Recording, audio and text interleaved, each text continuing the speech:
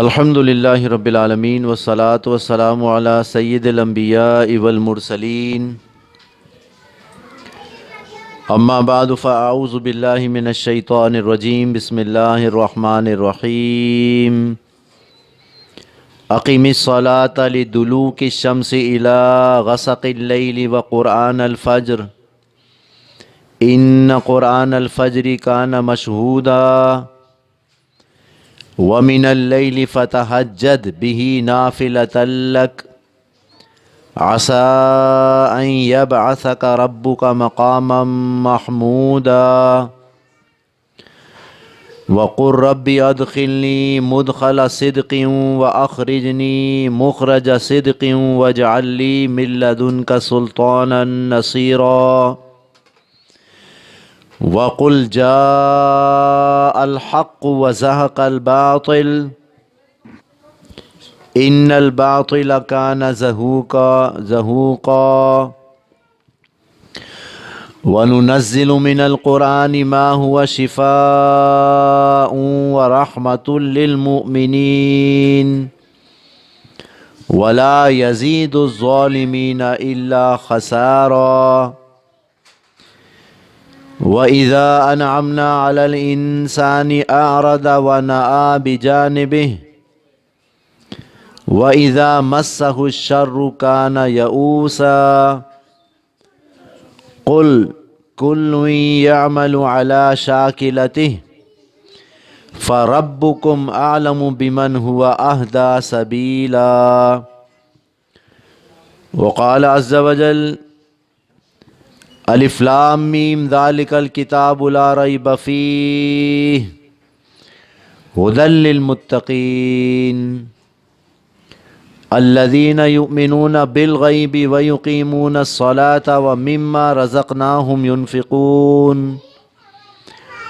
والذین یؤمنون بما انزل الیک وما انزل من قبلک وَبِالْآخِرَةِ هُمْ يُوقِنُونَ أُولَئِكَ عَلَىٰ هُدًى مِّن رَّبِّهِمْ وَأُولَئِكَ هُمُ الْمُفْلِحُونَ صدق اللہ العظیم رب اشرح لی صدری ویسر لی امری واحلل عقدۃ من لسانی یفقہوا قولی اللہم ربنا الہمنا رشدنا وَأَعِذْنَا مِن شُرُورِ أَنفُسِنَا اللهم أرنا الحق حقا وارزقنا اتباعه وأرنا الباطل باطلا وارزقنا اجتنابه اللهم وفقنا لما تحب وترضى وتقبل منا فإنك أنت السميع العليم آمین یا رب العالمین۔ محترم حضرات و معزز خواتین، الحمدللہ ماہانہ درس قرآن میں آج سورہ بنی اسرائیل کا 9واں رکوع تلاوت کیا گیا ہے۔ انشاءاللہ اس کی آیات مبارکہ کے حوالے سے جو موضوع آج کے درس کا ہے وہ ہے باجماعت نماز کی اہمیت اور فضیلت۔ ہم سب جانتے ہیں کہ عبادات میں اہم ترین عبادت نماز ہے، کیونکہ یہ مراسم عبودیت اللہ سبحانہ و تعالیٰ کی قربت حاصل کرنے کا ذریعہ ہیں، اور نبی کریم صلی اللہ علیہ وسلم نے جو شریعت ہمیں عطا فرمائی وہ رحمت والی شریعت ہے، اور اس میں تمام عبادات ہی اہم ہیں، لیکن بیک وقت یہ عبادات ہر وقت ہر کسی پر فرض نہیں ہوتی۔ مثال کے طور پر حج ہے، یہ بات آپ کے علم میں ہے کہ حج نبی علیہ الصلاۃ والسلام کی حیات طیبہ کے بالکل آخر میں فرض ہوا، فتح مکہ کے بعد، اور زندگی میں ایک ہی مرتبہ حج کیا نبی کریم نے علیہ الصلاۃ والسلام، لہذا زندگی میں ایک مرتبہ جو صاحب استطاعت ہو اس پر حج کرنا فرض قرار دیا گیا۔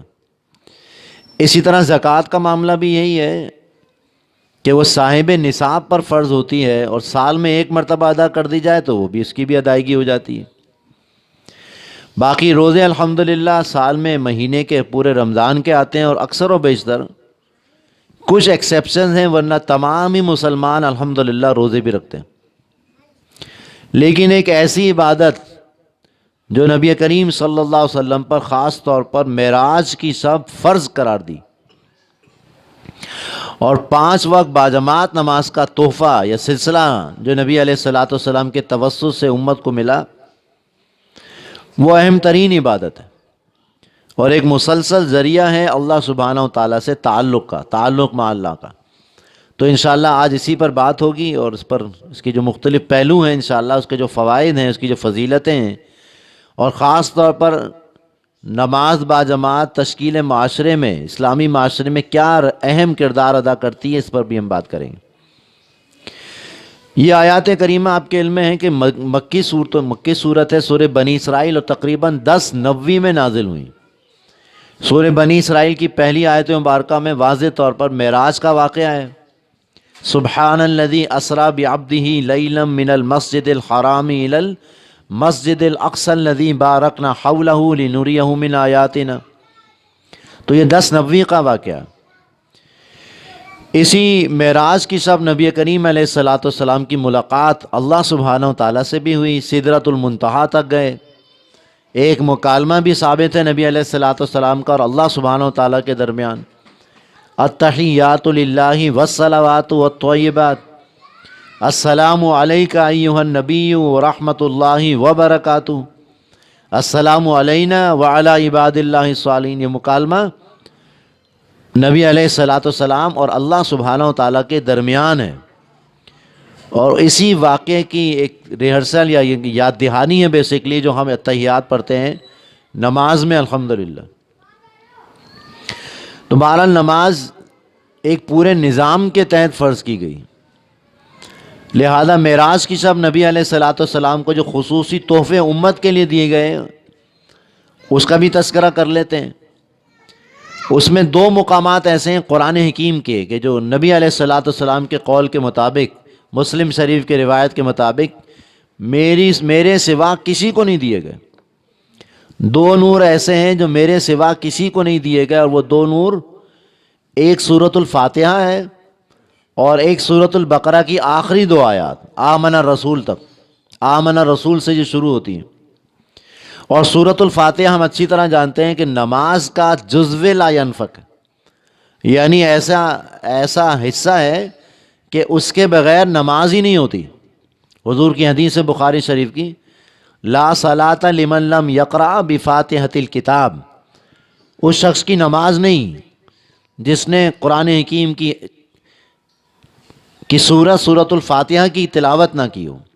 بہرحال اس حوالے سے بھی امت میں 2-3 رائے ہیں، اس کا بھی تذکرہ بعد میں کر لیں گے۔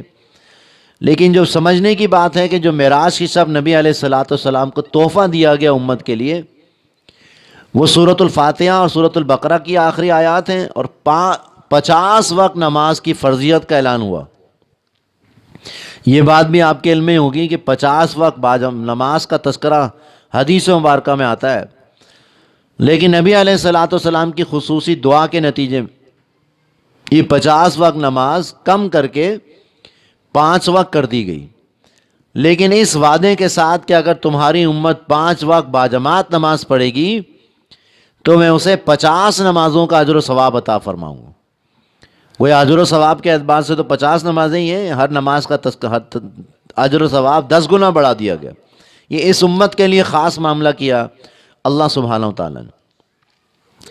جب نبی اکرم صلی اللہ علیہ وسلم مکے سے مدینے ہجرت کر کے جا رہے تھے تو اس سے پہلے ایک مینیفیسٹو دیا گیا کہ جب آپ وہاں جائیں یعنی مدینے میں تو نماز کا پورا ایک نظام قائم کیا جائے۔ خاص طور پر جو نظام الصلاۃ ہے اس کا تذکرہ کیا جا رہا ہے۔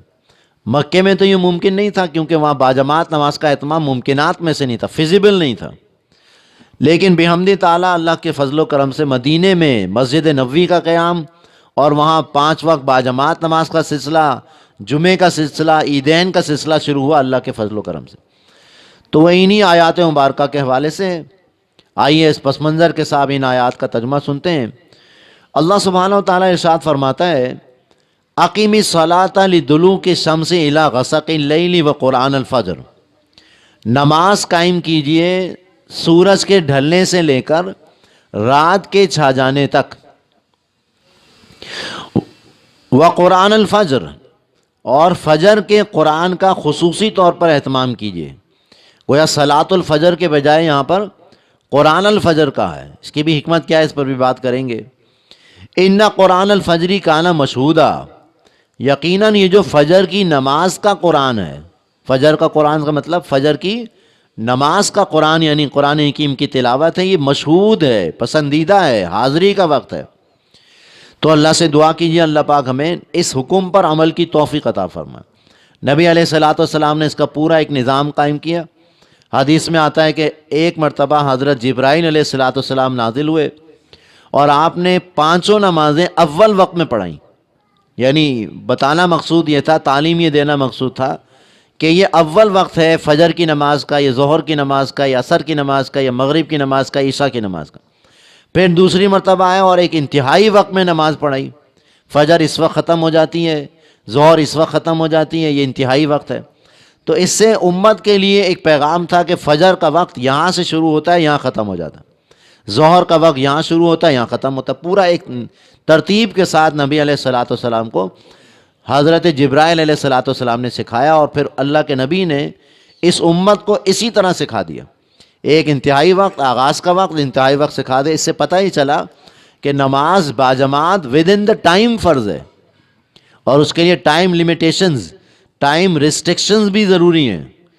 یعنی فجر کی نماز کا وقت کب شروع ہوگا؟ صبح صادق کے وقت فجر کی نماز کا وقت شروع ہوتا ہے، جیسے ہی ختم ہوتا ہے اور طلوع آفتاب تک رہتا. جیسے ہی سورج طلوع ہوا نماز کا وقت ختم ہو گیا.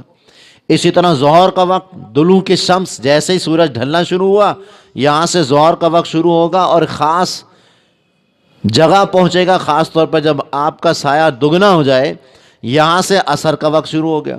سورج غروب ہوگا، مغرب غروب سے ہے، جیسے سورج غروب ہوگا یہاں سے مغرب کا وقت شروع ہو گیا. اور غسق اللیل، رات چھا جائے، اندھیرا چھا جائے، اس میں عشاء کا وقت شروع ہو گیا. تو یہ گورا پورا ایک نظام ہے الحمدللہ. 24 گھنٹے کیسے بسر کیے جائیں اللہ سبحانہ و تعالیٰ کے ساتھ تعلق کے حوالے سے، ذکر کے حوالے سے، یہ پورا نظام. اور اللہ ہی کے فضل و کرم سے الحمدللہ ہجرت مدینہ کے فوراً بعد سے لے کر انشاءاللہ قیامت تک یہ نظام صلاۃ جاری رہے گا. ایسا زبردست نظام دیا ہے کہ یہ قیامت تک دنیا بھر کے طول و عرض میں اللہ کے فضل و کرم سے جاری ہے، اور ابھی چلتا رہے گا، اور انشاءاللہ قیامت تک چلے گا. تو بہرحال اس میں جو ڈائریکشن ہے خانہ کعبہ کی طرف، اس کا بھی آپ کے علم میں ہوگا کہ رخ جو ہے خانہ کعبہ کی طرف ہونا چاہیے. تو بہرحال نماز قائم کیجئے سورج کے ڈھلنے سے لے کر رات کے چھا جانے تک، اور خاص طور پر فجر کی نماز میں قرآن کا اہتمام کیجیے. جو میرا آج کی گفتگو کا ایمفسائز ہے وہ کیا ہے؟ نماز بیسیکلی ہے کیا؟ نماز کوئی فارمیلٹی نہیں ہے، نماز کوئی عادت نہیں ہے. عبادت میں سے با نکالنے تو کیا رہ جاتا؟ عبادت میں سے با نکالنے تو کیا رہ جاتا؟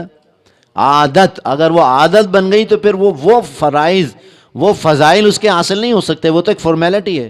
بعض اوقات نماز ذوق سے پڑھتے ہیں، بعض اوقات خوف سے پڑھتے ہیں. بعض اوقات خوف سے پڑھتے ہیں. وہ کون لوگ ہوتے ہیں؟ پوچھا جائے نماز پڑھتے ہو؟ ہاں پڑھنی پڑتی ہے. تو مدینے کے منافق بھی نماز پڑھا کرتے تھے. اہم بات ذرا توجہ دلا رہا ہوں، مدینے کا جو کٹر منافق تھا وہ بھی باجماعت نماز پڑھتا تھا. عبداللہ بن ابی کے بارے میں کنفرم ہے نا کہ وہ منافق ہے. اس کو نماز پڑھنی پڑتی تھی. کیوں پڑھنی پڑتی تھی؟ کیونکہ اس دور میں اگر کوئی نماز میں نہیں آ رہا، باجماعت نہیں آ رہا، تو وہ مسلمان ہی نہیں. لہذا آتے ہیں نماز کے لیے. قرآن حکیم بتاتا وَلَا يَأْتُونَ الصَّلَاةَ إِلَّا وَهُمْ كُسَالَىٰ، نہیں آتے نماز کے لیے مگر بہت سستی کے ساتھ، کسالہ، کسلان مندی کے ساتھ، زبردستی کسی کو لایا جا رہا ہو. یراؤن الناس، اور آتے بھی کیوں ہیں؟ لوگوں کو دکھانے کے لیے کہ ہم بھی مسلمان ہیں. وَلَا يَذْكُرُونَ اللَّهَ إِلَّا قَلِيلًا، اور اللہ تعالیٰ کو یاد نہیں کرتے مگر بہت تھوڑا. تو ایک اور بات سمجھ میں آئی کہ نماز کا بنیادی مقصد کیا ہے؟ اللہ کی یاد، اللہ کو یاد کرنا، اللہ کو یاد رکھنا. یاد آ گئی ہوگی آپ کو فوراً آیت مبارکہ. حضرت موسیٰ علیہ السلام پر پہلی وحی نازل ہوئی. آپ جا رہے تھے سفر کے دوران، صحرا میں بھٹک گئے. پوری تفصیل آتی ہے قرآن حکیم میں. بہرحال مختصر یہ ہے کہ جب پہلی وحی نازل ہوئی تو الفاظ کیا ہیں؟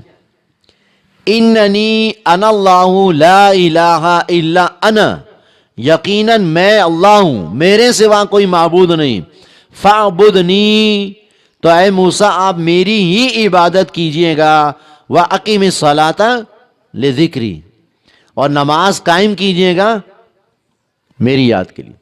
تو نماز بنیادی طور پر کس لیے ہے؟ بنیادی مقصد نماز کا اللہ کی یاد ہے، اللہ کو یاد کرنے کا ذریعہ۔ تو اللہ سے دعا بھی کریں کہ 5 وقت باجماعت نماز میں جو اصل آبجیکٹو ہے اللہ کو یاد رکھنا، وہ ہمارے ذہن میں رہے، اور نماز بنیادی طور پر اللہ کی یاد کا ذریعہ۔ لہذا یاد اللہ کو یاد کرنے کے لیے کتنے وقت مسجد میں جمع ہونا ہے؟ اور اس میں خاص طور پر 2 نمازیں ایسی ہیں جو منافقین پر بہت بھاری ہیں، اور جو اندھیروں میں پڑھی جانے والی نمازیں، اس کے لیے بشارت بھی آئی، ساتھ ساتھ مذمت بھی فرما دی گئی ایسے لوگوں کے لیے کہ جو نماز کو ایک بھاری پن سمجھتے ہوئے، ایک برڈن سمجھتے ہوئے ادا کر رہے ہیں۔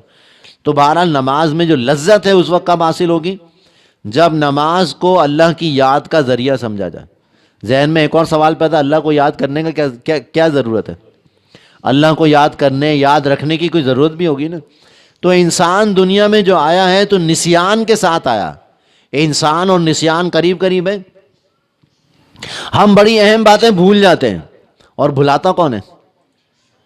شیطان۔ وما انسانیہ الا ان اذکر الا الشیطان ان اذکر، مجھے نہیں بھلایا مگر شیطان نے کہ میں آپ کو یاد دلاتا، آپ کو بتاتا۔ کون سا واقعہ ذہن میں آیا؟ سورہ کہف میں حضرت موسیٰ علیہ السلام کا تذکرہ ہے۔ موسیٰ علیہ السلام تھوڑی دیر کے لیے آرام کے لیے لیٹے تو وہاں مچھلی جو تھی وہ چلی گئی۔ اب وہ جو غلام تھا وہ تھوڑا منتظر رہا کہ استاد کو کیا بتاؤں، بعد میں بتا دوں گا، ابھی آرام کر رہے ہیں۔ بعد میں بتانا بھول گیا۔ وہ موسیٰ علیہ السلام اٹھے اور تیزی سے جانے لگے آگے۔ جب آگے نکل گئے، کراس کی اس جگہ کو، تھک گئے، تو کہنے لگے آتینا غداءنا لقد لقینا من سفرنا ھذا نصبا، ہمیں تھکن ہو گئی ہے، لے کر آؤ ذرا ہمارا کھانا۔ تو کھانا کہاں چلا گیا؟ کھانا تو چلا گیا تھا سمندر میں، مچھلی جو چلی گئی تھی۔ تو اس شخص نے بتایا کہ میں، مسئلہ یہ ہے کہ آپ کو بتانا بھول گیا، وما انسانیہ الا الشیطان ان اذکر، مجھے نہیں بھلایا مگر شیطان نے بھلا دیا کہ میں آپ کا اس کا تذکرہ کرتا۔ تو یہاں جو بات سمجھنے کی، قرآن نے جو آیت بیان کی نا، اس لیے بیان کی کہ بہت سارے اہم حقائق شیطان ہمارے ذہنوں سے نکال دیتا۔ ان باتوں کو بار بار بار بار بار بار اس کا تذکرہ کرتے رہنا بہت ضروری ہے۔ لہذا آئیے، نماز بنیادی طور پر ہے کیا؟ نماز پر فوکس کیجئے آپ۔ نماز کے لیے بنیادی چیز کیا ہے؟ نماز پڑھنے جب ہم جاتے ہیں تو کن چیزوں کا خیال رکھتے ہیں؟ شرائط نماز کیا ہیں؟ شرائط نماز میں سب سے پہلی چیز ہے طہارت و پاکیزگی، پیوریفیکیشن ضروری نا۔ بچوں کو ہم نماز کے فرائض میں، نماز کی شرائط میں طہارت کا تذکرہ کرتے ہیں۔ غسل کے فرائض کیا ہیں، وضو کے فرائض کیا ہیں، تیمم کسے کہتے ہیں، یہ بنیادی چیزیں نا۔ نماز قبول ہو جاتی ہے بغیر طہارت کے؟ ظاہر باتیں نہیں ہوتی۔ اس کے لیے غسل کے فرائض بھی معلوم ہونے چاہیے، وضو کے فرائض معلوم ہونے چاہیے، تیمم۔ تو ایک طہارت تو ظاہری طہارت ہے، جسم کا پاک ہونا، کپڑوں کا پاک ہونا، جگہ کا پاک ہونا ضروری ہے۔ لیکن دوسری طرف عام طور پر توجہ نہیں ہوتی، اور وہ ہے باطنی طہارت۔ ظاہری طہارت تو بہرحال فرض ہے، کرنی ہے۔ باطنی طہارت کسے کہتے ہیں؟ کہ یہ جو دل ہے یہ پاک ہو ہر طرح کے تکبر سے، حسد سے، کینے سے، بغض سے، عداوت سے، ناپاک و نجس چیزیں جتنی بھی ہیں جو اخلاقی رذائل کہلاتا ہے، رذائل جو ہوتے ہیں، وہ اگر بھرے ہوئے دل و دماغ میں تو سجدہ کتنا ہی کر لیجئے مزہ ہی نہیں آئے گا۔ میں جو سربا سجدہ ہوا کبھی تو زمین سے آنے لگی صدا، تیرا دل تو ہے صنم آشنا، تجھے کیا ملے گا نماز میں؟ تو نماز میں لذت کب حاصل ہوتی ہے؟ جب ہر طرح کے تکبر سے، کبر سے، بڑائی سے، حسد سے اس کو، دل کو پاک کیا جائے اور اب اللہ کے سامنے جھکا جائے۔ تو نماز میں کلائمیکس کیا ہے؟ نماز میں بلند ترین مقام کیا ہے؟ سجدہ۔ یعنی انسان بظاہر جھک گیا، اور جھک میں انتہائی سجدہ ہے نا، اس سے زیادہ کیا ہوگا؟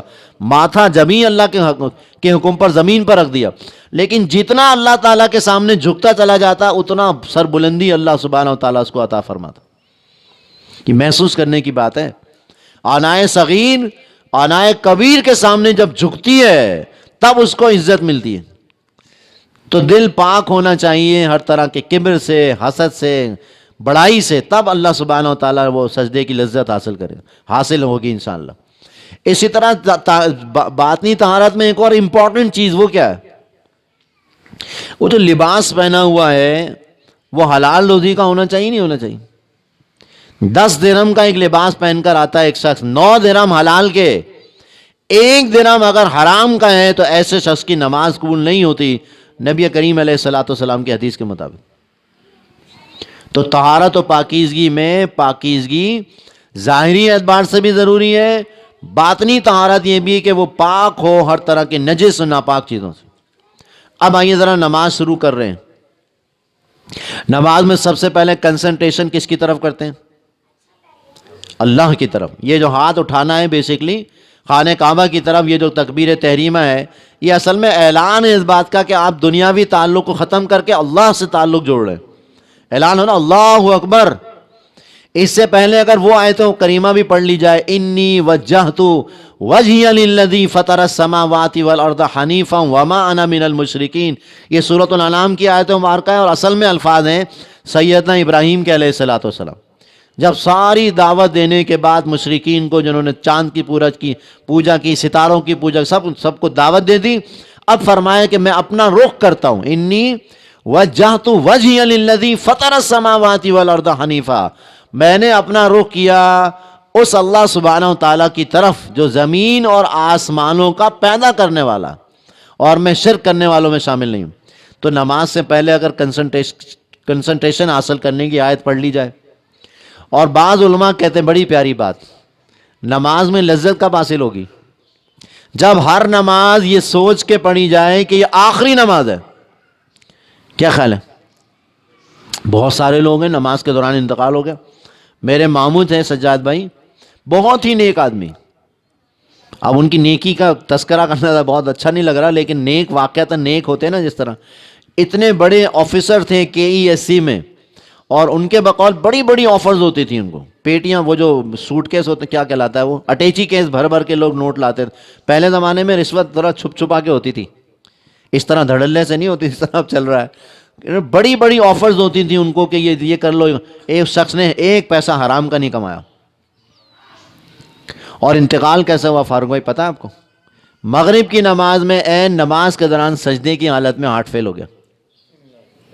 برابر میں ایک ڈاکٹر تھا، اس نے دیکھا، اس نے فوراً بتا دیا یہ ان کا انتقال ہو چکا ہے سجدے کی حالت میں. ایسا بھی ہو سکتا ہے نہیں ہو سکتا؟ اس سے بہترین موت کیا ہوگی؟ ایک شخص مسجد میں اللہ کے گھر میں سجدے کی حالت میں گیا اور وہیں روح قبض کر گئی. تو بہرحال یہ کیفیت اپنے اوپر طاری کیجئے تو مزہ آئے گا نماز میں. اور نماز کا ترجمہ خاص طور پر جو پڑھنے جا رہے ہیں اس کا مفہوم اگر ہوگا تو نماز کی اصل لذت حاصل ہوگی. کتنے لوگ ہم میں سے ہیں کہ جو نماز کے مفہوم سمجھتے ہوں؟ ایک فارمیلٹی ہے نہیں ہے، ایک رسم کے طور پر ہم پڑھ رہے ہوتے ہیں نماز.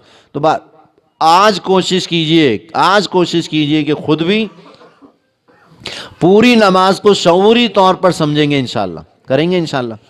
سب سے پہلے ثنا ہے. ثنا کے کیا ہے؟ بیسیکلی اللہ سے آپ تسبیح اور تحمید کریں، سبحانک اللہم و بحمدک و تبارک اسمک و تعالی جدک ولا الہ غیرک. یہ ایسے 5 جملے ایسے زبردست ہیں کہ انسان پڑھے نا. ثنا کو ایک فارمیلٹی نہیں ہے، یہ اللہ سبحانہ تعالیٰ سے ہم کلامی کا شرف ہے. پھر نماز میں سورۃ الفاتحہ. اب آئیے ذرا سورۃ الفاتحہ پر فوکس کر لیجیے. جیسے میں نے عرض کیا تھا حدیث میں آیا لا صلاۃ لمن لم یقرأ بفاتحۃ الکتاب. بخاری شریف کی روایت ہے کہ اس شخص کی کوئی نماز نہیں ہوتی جس نے سورۃ الفاتحہ کی تلاوت نہیں کی. تو گویا نماز میں سورۃ الفاتحہ پڑھنا لازم ہے. لیکن سورۃ الفاتحہ ہے کیا؟ بیسیکلی یہ ام الکتاب ہے. ام الکتاب قرآن حکیم کی ماں، جڑ، بنیاد. اس کو قرآن کا خلاصہ کہا جا سکتا. قرآن حکیم کی اہم ترین سورہ سورۃ الفاتحہ. اور سورۃ الفاتحہ کی جب تلاوت ہوتی ہے نا نماز میں تو ہر آیت مبارکہ پر اللہ سبحانہ و تعالیٰ کی طرف سے جواب آتا ہے. مسلم شریف کی روایت، اور یہ روایت یہ کہلاتی ہے حدیث قدسی. حدیث قدسی کسے کہتے ہیں؟ جس میں نبی کریم صلی اللہ علیہ وسلم یہ ارشاد فرمائے کہ اللہ سبحانہ و تعالیٰ یہ فرماتا، اور مسلم کی روایت ہے، مستند ترین احادیث میں سے ہے۔ اس میں جو ڈائلاگ فارم بیان کی جا رہی ہے اس کو سمجھنا چاہیے۔ یقین کیجئے دن میں صرف 2 رکعت نماز پڑھ لیں، صرف 2، لیکن پڑھیں اس کیفیت کے ساتھ جو اس حدیث مبارکہ میں آئی، تو انسان کو محسوس ہوگا کہ رب سے ہم کلامی کا شرف حاصل ہو رہا۔ بڑا پیارا شعر ہے اقبال کا، افلاک سے آتا ہے نالوں کا جواب آخر۔ نالے کسے کہتے ہیں؟ دعائیں، ایسی دعائیں کہ جو بڑے گڑ گڑا کے کی جائیں۔ تو افلاک سے آتا ہے نالوں کا جواب آخر، اٹھتے ہیں حجاب آخر، کرتے ہیں خطاب آخر۔ حجاب ہے نا ابھی ہمارے اور رب کے درمیان، ہمیں اندازہ ہی نہیں ہے، لیکن انسان گڑ گڑا کر اللہ کی طرف کھڑے ہو کر اللہ کی طرف متوجہ ہو کے نماز پڑھے تو افلاک سے آتا ہے نالوں کا جواب آخر، لازماً ایسا ہوگا۔ لہذا سورۃ الفاتحہ کا جواب دیتا ہے اللہ سبحانہ و تعالیٰ۔ اور حدیث کا مفہوم میں ذرا مختصر عرض کرتا ہوں کہ جب بندہ کہتا ہے الحمدللہ رب العالمین الرحمن الرحیم مالک یوم الدین، 3 آیات پڑھتا ہے بندہ، تو ہر آیت پر رب کائنات کیا فرماتا ہے؟ حمدنی عبدی، مجدنی عبدی، اثنا علی عبدی، میرے بندے نے میری حمد کی، میری ثنا کی، میری بزرگی بیان کی۔ اور جب بندہ کہتا ہے ایاک نعبد و ایاک نستعین، تو رب کائنات فرماتا ھذا بینی و بین عبدی، یہ میرے اور میرے بندے کے درمیان قول و قرار ہے، وعدہ ہے۔ کیا کہتے ہیں اللہ پاک؟ کیا وعدہ کرتے ہیں؟ ایاک نعبد، اے اللہ ہم تیری ہی عبادت کرتے ہیں اور کریں گے، اور تجھی سے استعانت طلب کرتے ہیں، تجھی سے مدد مانگتے ہیں اور مانگیں گے۔ تو رب کائنات کیا فرماتا؟ ھذا بینی و بین عبدی، یہ میرے بندے اور میرے درمیان وعدہ ہے، قول و قرار ہے۔ اور جب بندہ آخری 3 آیات پڑھتا ہے اہدنا الصراط المستقیم صراط الذین انعمت علیہم غیر المغضوب علیہم ولا الضالین، تو رب کائنات فرماتا ہے ولی عبدی ما سأل۔ جب بندہ اللہ پاک سے ہدایت مانگتا ہے نا، اہدنا الصراط المستقیم، ہدایت مانگ رہے ہیں نا، تو رب کائنات جواب دیتا ہے ولی عبدی ما سأل، میں نے اپنے بندے کو دیا، میرے بندے کے لیے جو اس نے مجھ سے مانگا۔ اب آپ کیا اس حدیث کے تحت یہ ذہن میں ہو کہ ہم اللہ تعالیٰ سے ہم کلامی کر رہے ہیں، اللہ سے مانگ رہے ہیں، تو سوال ہی پیدا نہیں ہوتا کہ توجہ نہ ہو۔ توجہ کب پیدا ہوگی؟ ایک تو یہ کہ باوضو اچھی طرح غسل اچھی طرح کیا جائے، وضو اچھا طرح، طہارت و پاکیزگی بہت ضروری ہے، پھر باطنی طہارت، اخلاص نیت، پھر رب کائنات کے سامنے کھڑے ہونے کا احساس۔ اور یہ احساس ارشاد بھائی کو جانتے ہیں کیسے انتقال ہوا ان کا؟ سبحان اللہ، فجر کی نماز پڑھ کے گھر گئے، 20 منٹ بعد 25 منٹ بعد اعلان ہو رہا ہے ارشاد صاحب کا انتقال ہو گیا۔ یہ تو اپنی آنکھوں دیکھی بات ہے نا، تو ایسا واقعہ کہ آپ میرے خیال میں ہم میں سے کوئی بھی نہیں بلا سکتا۔ ارشاد بھائی 5 وقت کے نمازی تھے، اللہ پاک ان کی مغفرت فرمائے، لیکن انتقال کیسے ہو رہا ہے؟ فجر کی نماز پڑھ کے جا رہے ہیں، آدھے گھنٹے، میرے خیال میں آدھے گھنٹے بعد ہی انتقال، 7 ساڑھے 7 انتقال ہو گیا تھا ان کا، اور اعلان ہو رہا تھا کہ فلاں کا انتقال ہو گیا۔ تو بہرحال مقصود یہ ہے کہ انسان نماز ایسے پڑھے، یقین والا نماز، یقین والی کہ اللہ سے ملاقات ہوگی۔ اب آئیے ذرا نماز کے حوالے سے چند اہم باتوں کا اور تذکرہ کریں۔ نبی علیہ الصلوۃ والسلام، یہ جو التحیات للہ کا مکالمہ میں نے عرض کیا، تو صحابہ کرام نبی علیہ الصلوۃ والسلام سے بڑی شدید محبت کرتے تھے، لہذا انہوں نے درخواست کی نبی علیہ الصلوۃ والسلام سے کہ ہم آپ کے لیے بھی دعا کرنا چاہتے ہیں۔ نماز اتنا زبردست اللہ نے ہمیں طریقہ بتایا، تو ہم آپ کے لیے بھی دعا کرنا چاہتے ہیں۔ تو پیغمبر علیہ الصلوۃ والسلام نے درود شریف پڑھنے کا حکم دیا۔ لہذا درود بھی کون سا؟ درود ابراہیمی۔ اور صحابہ کرام اللہ کے نبی علیہ الصلوۃ والسلام کی عظمت اور احترام کرتے ہوئے درود کا خصوصی طور پر اہتمام کرتے تھے نماز میں، اور نماز کا لازمی جز قرار دے دیا گیا۔ لہذا درود کیا ہے؟ بیسکلی دعا ہے نا اصل میں تو۔ اللہم صلی علی محمد، صلی، اے اللہ تو بلند و بالا فرما، ان کے درجات بلند فرما۔ درود و دعائیں خیر ہوتی ہے نا بیسکلی۔ ابھی آج ہی ایک بیان سن رہا تھا، بڑا پیارا انہوں نے جواب دیا، دل کو لگا۔ آپ جب کسی کو سلام کرتے ہیں تو پورا یقین کیا ہوتا ہے؟ میں کہوں السلام علیکم فاروق بھائی، تو پہلا یقین تو ہوتا ہے فاروق بھائی سن رہے ہیں۔ دوسری چیز کیا ہے؟ فاروق بھائی جواب دیں گے، دیں گے نہیں دیں گے؟ سلام کرنا سنت ہے، سلام کا جواب دینا واجب ہے، حکم ہے قرآن کا، اگر تمہیں کوئی سلام کرے تو اس کا جواب دو، ویسا ہی جواب دو یا اس سے بہتر دو اس کو۔ تو یہ یقین کہ جب ہم نبی کریم صلی اللہ علیہ وسلم پر درود و سلام پڑھیں گے اور آپ کو پیش کیا جائے گا، وہ ہمارے حق میں دعا دیں گے۔ پیغمبر دعا دیں گے بندوں کے لیے، اور ان کی دعا یقیناً قبول ہوگی۔ تو اللہ سے دعا کیجیے اللہ پاک اس یقین کے ساتھ نماز میں خاص طور پر درود و سلام پڑھنے کی توفیق عطا فرمائے۔ قرآن کا حکم بھی ان اللہ و ملائکتہ یصلون علی النبی یا ایھا الذین آمنوا صلوا علیہ وسلموا تسلیما۔ تو بہرحال اس حکم پر عمل کرتے ہوئے نماز کا ایک اہم حصہ، آخری حصہ جو ہے، اور اس میں دعا بھی جو آخری حصہ جو ہے وہ ہے اصل دعا۔ لہذا نماز کا اہتمام، اب آئیے آخری بات میں عرض کر رہا ہوں، اپنے بچوں کو نماز کا خصوصی طور پر اہتمام کرنے کی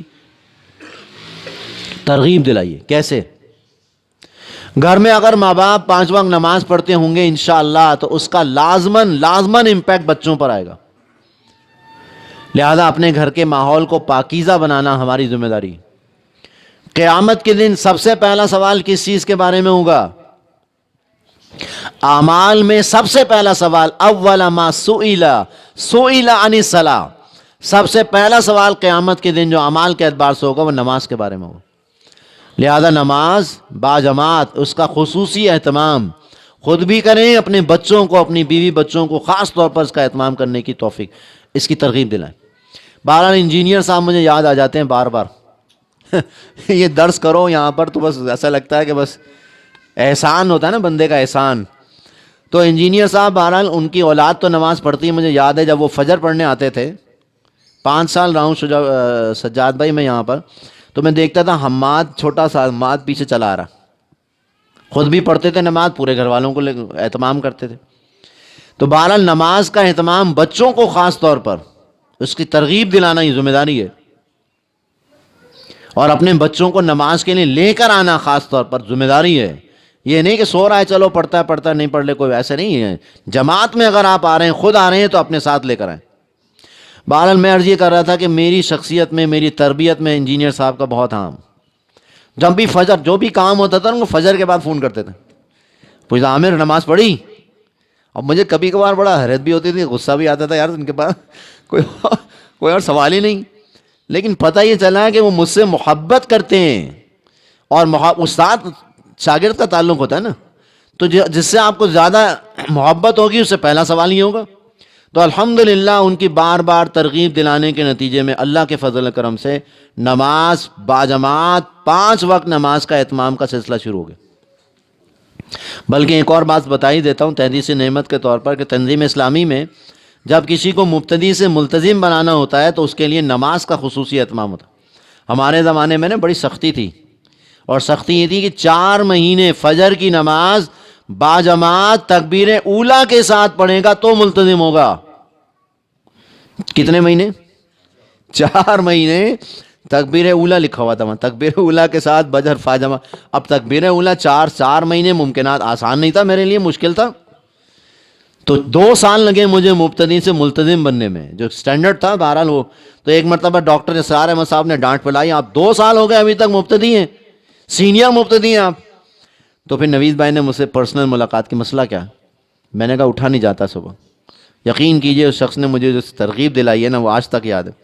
کہہ لیں بیٹا جیسی فجر کی نماز کا وقت ہو نا، بلکہ پہلے تو ایک الارم لا کے دیا، 300 روپے کا الارم، جو وہ بڑی والی گھنٹی وہ نہیں ہوتی، اور کہا اس کو ذرا دور رکھنا، قریب نہیں رکھنا، انہیں ہاتھ رکھ کے بند کر دو گے، اس کو دور رکھنا، اور پلس یہ کہ جیسے ہی آنکھ کھلے اٹھ کے بیٹھ جاؤ، اور اب اللہ سبحانہ و تعالیٰ کے احسانات کو اپنے اوپر ذرا طاری کرو۔ اللہ پاک نے صحت دی، ایمان دیا، اور نبی صلی اللہ علیہ وسلم کی سنت ہے کہ اٹھتے ساتھ چہرے پر ہاتھ پھیرو، کلمہ پڑھو، اللہ کا شکر ادا کرو، پھر دیکھو نماز کی کیسے ترغیب ملے گی۔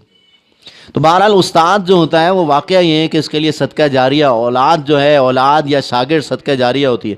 میں یہ صرف تفصیلات اس لیے بیان کر رہا ہوں کہ محسن جو ہوتا ہے، محسنین، ان کو کبھی نہ بھولیں اور ان کے لیے دعا کریں۔ والدین سب سے بڑے محسن، آپ کے سب سے بڑے محسن کون ہیں؟ اللہ اور اس کے رسول کے بعد سب سے بڑے محسن ہمارے والدین، اور والدین کے بعد استاد، چاہے وہ استاد کسی بھی اعتبار، کریکٹر بلڈنگ میں کردار سازی میں استاد کا سب سے اہم ترین کردار ہے. تو بہرحال آپ بھی ایک رول ماڈل بنیں. کس کے لیے؟ سب سے پہلے رول ماڈل کس کے لیے بنتے ہیں؟ چھوٹے بچے دیکھتے ہیں ابو جان کو، ابو جان کیا کر رہے ہیں، امی جان کیا کر رہی ہیں، اور اگر ابو جان اور امی جان کے نزدیک اہم ترین چیز نماز ہے تو سوال ہی پیدا نہیں ہوتا بچہ ادھر ادھر جا سکے. کوشش کریں گے انشاءاللہ. اللہ سے مانگیے، اللہ سے مانگیے کہ اللہ پاک نماز باجماعت پڑھنے کی توفیق عطا فرمائے. ایک ایسا نظام جو پہلے دن سے، جیسے میں نے عرض کیا، قیامت تک جاری رہے گا انشاءاللہ. اور اس کے لیے اصل چیز کیا ہے؟ مسجد. مسجد اللہ کا گھر، اور اللہ کے گھر میں 5 وقت جو آئے اکرام کرتا ہے اللہ پاک اس کا. اب دیکھیں یہ ڈاکٹر الیاس صاحب بڑی اچھی بات سمجھاتے ہیں، بس اس پہ بات ختم کر رہا ہوں. آپ کے گھر میں کوئی بہت خصوصی مہمان آتا ہے تو آپ کیا کرتے ہیں؟ اکرام کرتے ہیں، اس کا عزت کرتے ہیں، چائے پلاتے ہیں، کھانا کھلاتے ہیں، اور بہت محبت ہو آپ کو تو آپ اس کو جانے نہیں دیتے. ارے رکو تھوڑی دیر یار، چائے پی کے جانا، چائے آ گئی تو کھانا کھا کے جانا، میٹھا کھا لینا. آپ کا جی نہیں چاہتا کہ یہ واپس جائے.